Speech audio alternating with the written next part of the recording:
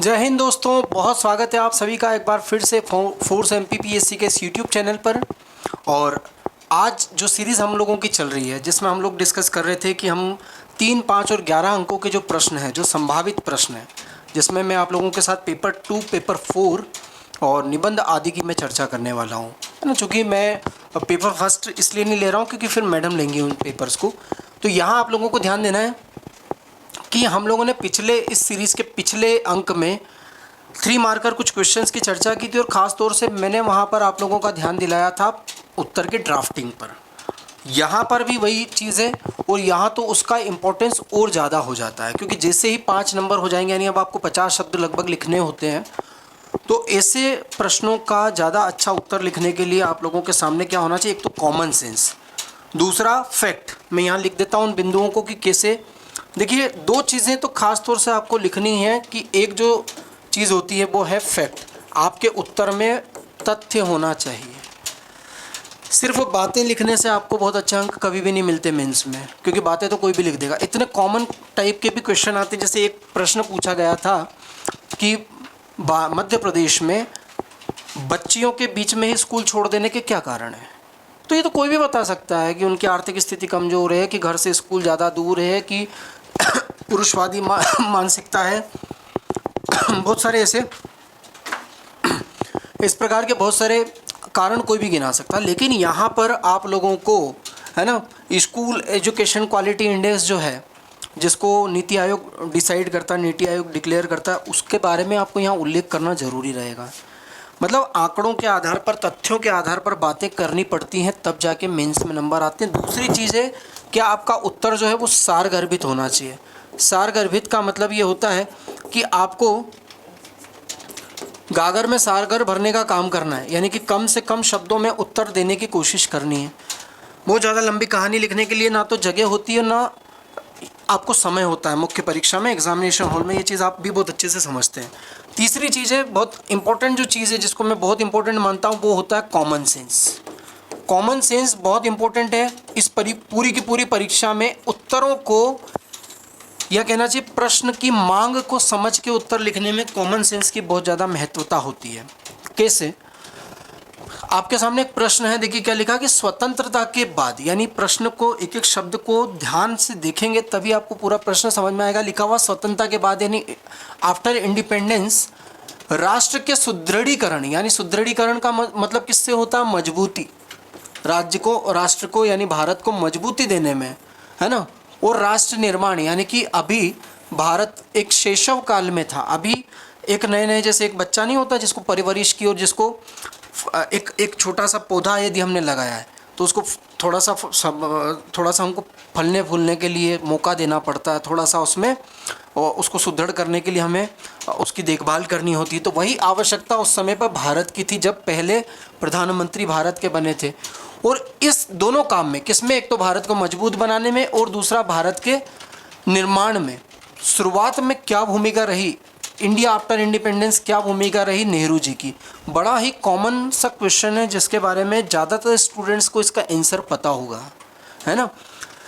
क्योंकि कोई भी प्रधानमंत्री, यदि मान लीजिए यही प्रश्न आप पर अभी वर्तमान में आपसे पूछ लिया जाए कि वर्तमान भारत के सुदृढ़ीकरण में और राष्ट्र निर्माण में मोदी जी की क्या भूमिका है, तो आप जो कुछ कॉमन पॉइंट्स होंगे उन्हीं को आज भी लिखेंगे, और उन्हीं को नेहरू जी के संदर्भ में भी लिखेंगे। लेकिन थोड़ी सी एक भूमिका बना ली हमने लोगों ने, थोड़ा सा, अगर वहाँ जगह हो तो ही आपको भूमिका लिखनी। लेकिन चलिए, एक आदर्श उत्तर बताने के समय पे मैं भूमिका बता रहा हूँ कि 47 में भारत को स्वतंत्रता मिली है, लेकिन इसको एक बहुत कठिन परिस्थितियाँ थी इसके सामने, है ना। जिसको सोने की चिड़िया कहते थे, उस चिड़िया के पंख कुतर के लेके जा चुके थे अंग्रेज, और एक बहुत लंबा गुलामी का जो एरा भारत में, एक जो युग बीता था, उसके बाद जो नवीन परिस्थितियां थी, उसमें भारत के लिए बहुत सारी चुनौतियां थी। और नेहरू जी ने क्या किया कि पहले प्रधानमंत्री के रूप में कई सुधार किए और कई नीतियों की उन्होंने शुरुआत की थी। यानी कि देखिए, यहाँ जो लिखा ना, राष्ट्र का निर्माण के लिए क्या करना पड़ेगा? आपको कुछ ना कुछ चालू करना पड़ेगा, कुछ ना कुछ प्रारंभ करना पड़ेगा। और आप लोग बहुत अच्छे से मेरी बात समझ रहे होंगे कि नेहरू जी ने किन किन इंस्टीट्यूशंस का, किन किन कार्यक्रमों का, किन किन योजनाओं का प्रारंभ किया है, वो यहाँ आती है राष्ट्र निर्माण में। और हमारी विदेश नीति हो या हमारी आर्थिक नीति हो या हमारी सामाजिक व्यवस्था, उसके लिए जो जो स्टेप उनकी सरकार ने लिए थे वो रहेंगे सुदृढ़ीकरण में। तो बस इसी को आपको लिखना होगा। मैंने क्या कहा था कि कॉमन सेंस बहुत इंपॉर्टेंट है। देखिए आता है, सबसे पहले आता है संविधान का निर्माण। चूँकि संविधान सभा के सदस्य भी थे वो, है ना, और यहाँ से आपको एक कॉमन पॉइंट मिलता है कि चाहे वो सरदार पटेल हों, चाहे वो नेहरू हों, चाहे वो अंबेडकर हों, ये सब के सब क्या थे, ये सब के सब संविधान सभा के मेंबर थे। और संविधान सभा के मेंबर के रूप में इनका बहुत महत्वपूर्ण योगदान है। जैसे यहाँ लिखा हुआ कि संविधान सभा की कई महत्वपूर्ण समितियों की अध्यक्षता की थी। उन समितियों के नाम आप लोग जानते हैं, संघ शक्ति समिति आदि, मौलिक अधिकारों पर समिति। और राष्ट्र को एक मजबूत संविधान का आधार इन्होंने प्रदान किया था। यहाँ तक कि संविधान निर्माण में आप और अच्छा फैक्ट दे सकते हो, वो है उद्देश्य प्रस्ताव, कि नेहरू द्वारा प्रस्तुत उद्देश्य प्रस्ताव जो था उसका बहुत कुछ असर जो है आज भी भारतीय संविधान की उद्देशिका में देखने को मिलता है। फिर राष्ट्र का एकीकरण। नेहरू ने लोगों को क्षेत्रीय आकांक्षाओं को पूरा करने के लिए पुनर्गठन समिति की स्थापना की थी, यानी कि यहीं पर 1953 में पहली बार भाषाई आधार पर, आप लोगों को पता है कि पहला राज्य गठित हुआ था जिसका नाम क्या था, आंध्र प्रदेश था, है ना, जो श्री रामुलु जी की मृत्यु के बाद, उनके आमरण अनशन के बाद इसको गठित किया था। और इसके बाद में इन्होंने एक फजल अली कमेटी का गठन किया जिसके बारे में हम पढ़ते हैं, और इनके आधार पर ही उसकी फजल अली आयोग जो था, फजल अली आयोग जो था, उसकी सिफारिशों को इन्होंने लागू करते हुए भारतीय संघ में कई सारे बदलाव किए जो भी राष्ट्र निर्माण के लिए इम्पोर्टेंट है। शरणार्थियों का पुनर्वास, क्योंकि 47 में भारत को स्वतंत्रता तो मिली लेकिन एक दुखदायी विभाजन भी हुआ था हमारे देश का। तो इसमें जो भी शरणार्थी थे, पाकिस्तान के जो लोग थे, रिफ्यूजी थे, उनको आश्रय दिया गया और सांप्रदायिकता को रोकने का भी इन्होंने प्रयास किया था। चलिए, धर्मनिरपेक्षता इनके द्वारा दिया गया एक बहुत महत्वपूर्ण सामाजिक और धार्मिक सिद्धांत भी आप इसको कह सकते हो, है ना। और एक धर्मनिरपेक्ष, एक सेक्युलर कंट्री के रूप में भारत को पहचान मिली, ये इनके दर्शन से मालूम पड़ता है। और बात करते हैं तो कल्याणकारी राज्य की जो अवधारणा है ये डीपीएसपी में देखने को मिलती है, संविधान में, डायरेक्टिव प्रिंसिपल्स में, और ये रशिया से प्रेरित थी, या कहना चाहिए सोवियत संघ के संविधान से प्रेरित थी, जो काफ़ी हद तक जो है उसमें जो समाजवाद, या आगे कहना चाहिए कि जो मिश्रित अर्थव्यवस्था की जो अवधारणा जो आज भी लागू होती है भारत में, वो नेहरू जी की देन मानी जाती है। साथ ही योजना आयोग, जिसको नीति आयोग, अब देखिए, अब मोदी जी के बारे में लिखोगे अगर आप तो नीति आयोग कर दोगे, तो योजना आयोग जो कि प्लानिंग के लिए बहुत ज़्यादा ज़रूरी था, और जो समाजवादी अवधारणा थी, जो विचारधारा थी, जो नेहरू जी का विज़न था, उसको लागू करने के लिए योजना आयोग का उन्होंने गठन किया था। तो इस तरीके से कुछ महत्वपूर्ण बिंदुओं के माध्यम से हम लोग एक प्रधानमंत्री के रूप में उनकी शुरुआत की बात कर सकते हैं। मैं फिर से यहाँ पर थोड़ा सा दोहरा दूँ कि सुदृढ़ीकरण का मतलब मजबूत करने से होता है, यानी कि कौन कौन से वो संगठन बनाए गए, कौन कौन से वो कानून लाए गए, कौन कौन से वो संरचनाएं निर्मित की गई नेहरू जी द्वारा, जिसने राज्य को एक संघ के रूप में मजबूत किया। प्लस राष्ट्र निर्माण का मतलब यही है कि बहुत सारी चीज़ों के, अभी यहाँ पे बहुत सारी चीज़ें मिस हैं, जैसे क्योंकि शब्द सीमा भी होती है। साइंस के सेक्टर में आप देख सकते हैं, परमाणु ऊर्जा के क्षेत्र में आप देख सकते हैं, कई सारी जो शुरुआत हुई, जैसे भामा एटॉमिक सेंटर है ना, भारत में प्रबंध संस्थान है, मेडिकल जो एजुकेशन है, यूजीसी है, इनकी सबकी शुरुआत इनके समय से हुई थी। तो ये सब चीज़ें आप लोगों को ध्यान में रखनी है कि शुरुआत में क्या क्या उन्होंने किया था। देखिए, कहीं ना कहीं क्या होता है, मैं फिर कहूँगा कि अब आपको मुख्य परीक्षा में अच्छे अंक लाने के लिए बनना पड़ेगा मधुमक्खी। मधुमक्खी का मतलब होता है कि जो आप लोगों ने जगह जगह पे पढ़ रखा है, अलग अलग जगह पे जाके, अलग अलग क्लासेस में, अलग अलग सब्जेक्ट्स में, उनको एग्जामिनेशन हॉल में जैसे आप प्रश्न देखोगे वैसे ही उसका उत्तर वहीं आपका दिमाग क्रिएट कर दे। इसके लिए ज़रूरत होती है ज़बरदस्त प्रैक्टिस की।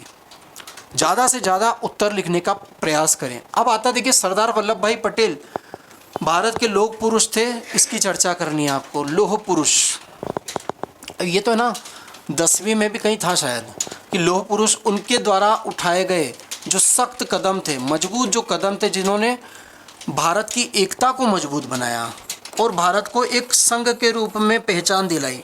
इसी के लिए इनकी प्रतिमा को भी स्टैच्यू ऑफ यूनिटी यानी एकता की प्रतिमा कहते हैं। और इनके जन्म दिवस पर भी क्या मनाते हैं, राष्ट्रीय एकता दिवस यानी कि नेशनल डे ऑफ यूनिटी मनाया जाता है। 31 अक्टूबर को आएगा वो, है ना। अब देखिए, तो यहाँ पर एक भूमिका बना दी हमने कि भारतीय रियासतों के भारतीय राज्य में एकीकरण में महत्वपूर्ण भूमिका निभाने और रियासतों को भारतीय संघ के साथ जुड़ने के लिए किए गए, है ना, जो प्रयास थे उसके कारण इनको लौह पुरुष कहा जाता है। और ये पहले गृह मंत्री रहे थे क्योंकि, और साथ ही पहले उप प्रधानमंत्री भी ये रहे थे। और इन्होंने भारतीय संघ में लगभग 562 थी दोस्तों ये रियासतें, इनके एकीकरण में बड़ी महत्वपूर्ण भूमिका निभाई थी। उस समय पे कुछ रियासतें जैसे त्रावणकोर, हैदराबाद, जूनागढ़, भोपाल और कश्मीर, इन्होंने शामिल होने के लिए ये विरुद्ध थी, उसमें शामिल नहीं होना चाहती थी, है ना, क्योंकि 1947 के भारत स्वतंत्रता अधिनियम में उनको ये छूट दी गई थी कि वो अपना स्वतंत्र अस्तित्व भी रखें।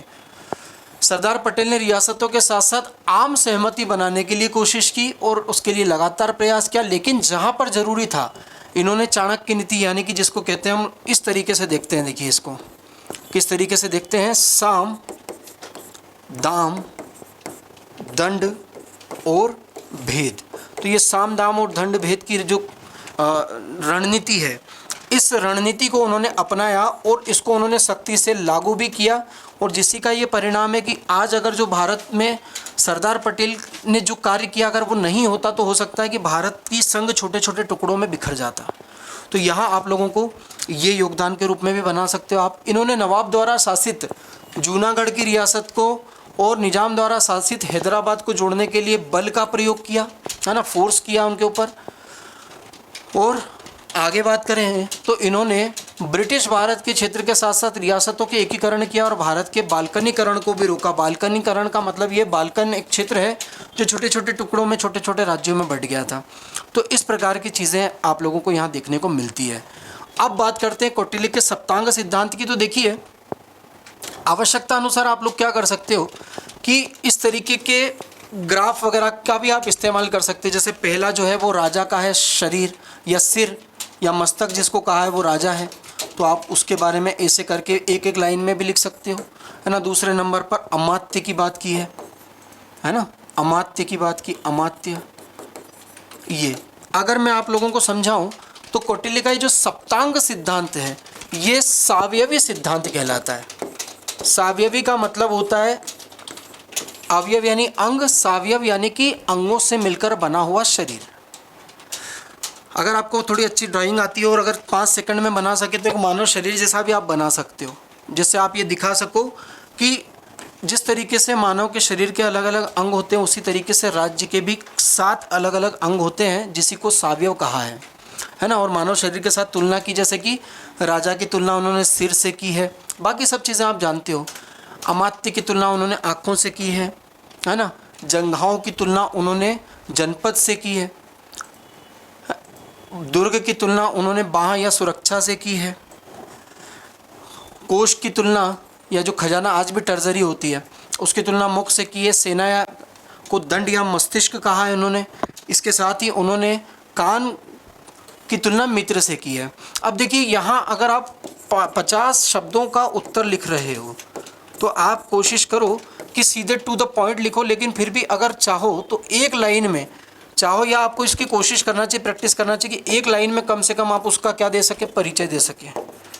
फिर आप लगभग 4 लाइन में, है ना, 3 से 4 लाइन में आप उसका मुख्य भाग जो पूछा गया वो बता सकें, और अंत में आप यदि एक लाइन में उसका निष्कर्ष कर सकें तो इस संरचना का उत्तर काफ़ी महत्वपूर्ण होता है। यदि यही जो प्रश्न रहा अगर ये 200 शब्दों का हुआ तो यहाँ पर क्या होगा, यही संरचना रहेगी लेकिन शब्द सीमा बढ़ जाएगी। अब तो उन पर भी चर्चा करेंगे। लगातार आप लोग जुड़े रहिए फोर्स MPPSC के साथ में। अगले एपिसोड में हम लोग इसमें देखेंगे कि किस तरीके से 11 अंक का प्रश्न होता है और उसकी फ्रेमिंग, उसकी ड्राफ्टिंग कैसे होना चाहिए। तो अपना ख्याल रखिए दोस्तों, पढ़ते रहिए। जय हिंद।